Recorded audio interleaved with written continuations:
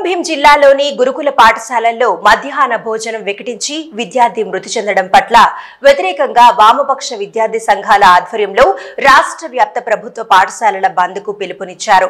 అందులో భాగంగా కామారెడ్డి జిల్లా కేంద్రంలోని పలు ప్రభుత్వ పాఠశాలను విద్యార్థి సంఘాల నాయకులు బంద్ చేయించారు.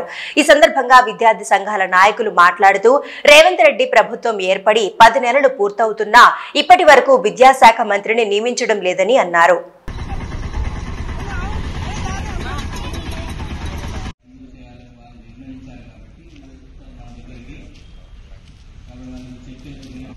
నిన్న రంగోలీ పోటీ విన్నర్స్ ఎవరెవరు? మేఘన బహుమతి ఉంటుంది. ఒక్కసారి నా ఫోన్ నంబర్ మీ దగ్గర ఉంది కదా, ఈవినింగ్ యాక్టివిటీస్ చేసి జైల్లో ఉండేటువంటి ఖైదీలకేమో మంచి నాణ్యమైన భోజనం పెడతారు. వాళ్లకు అన్ని రకాల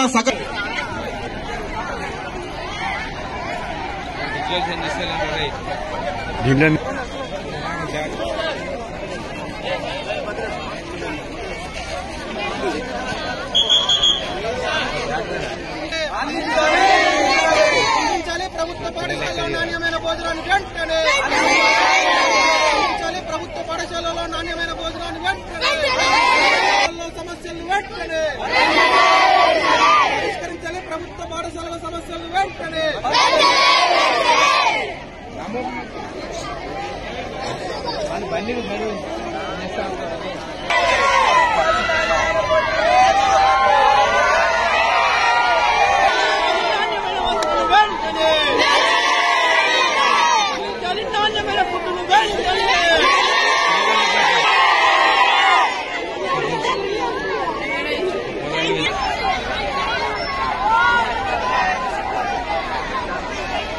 ఈరోజు రాష్ట్ర వ్యాప్తంగా విద్యా సంస్థల బంద్ను భారతీయ విద్యార్థి మోర్చాగా పూర్తిగా మద్దతు ప్రకటిస్తా ఉంది. ఎందుకోసం అంటే రాష్ట్ర వ్యాప్తంగా ఈ ఫుడ్ పాయిజన్ వల్ల చాలా మంది విద్యార్థులు అనారోగ్య పాలవడం జరుగుతూ ఉంది. అంటే ఒక పక్కన గురుకులాలు, పక్కన మధ్యాహ్న భోజనం పూర్తిగా ప్రభుత్వ నిర్లక్ష్యం వల్లనే ఈ రోజు ఈ విధంగా ఏర్పడతా ఉంది.